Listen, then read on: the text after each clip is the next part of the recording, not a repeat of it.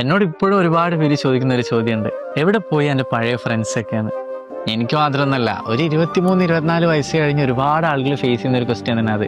പഴയ ഫ്രണ്ട്സൊക്കെ എവിടെയാണ്? ഒറ്റ വാക്കിലൊരു ഉത്തരം പറയാൻ പറഞ്ഞാൽ അറിയില്ല. ലൈഫിലുണ്ട്, അവിടെ ഇവിടെ ഒക്കെ ആയിട്ടുണ്ട്. പക്ഷെ കൂടെ ഉണ്ടോയെന്ന് ചോദിച്ചാൽ കൂടെ ഇല്ല.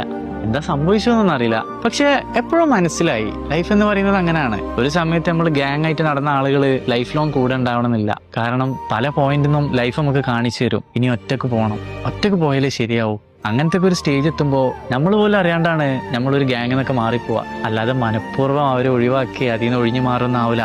സാഹചര്യങ്ങൾ കൊണ്ടാവും, പല സാഹചര്യങ്ങളും ഉണ്ടാവില്ല മനുഷ്യന്. ചിലത് അറിഞ്ഞുകൊണ്ടാവും, ചിലത് അറിയാതാവും. പക്ഷെ ഇന്നും എത്രയോ വർഷങ്ങളായിട്ട് ഒരുപാട് ആളുകളുണ്ട് ഒരേ ഗ്യാങ് ആയിട്ട് നടക്കുന്നത്.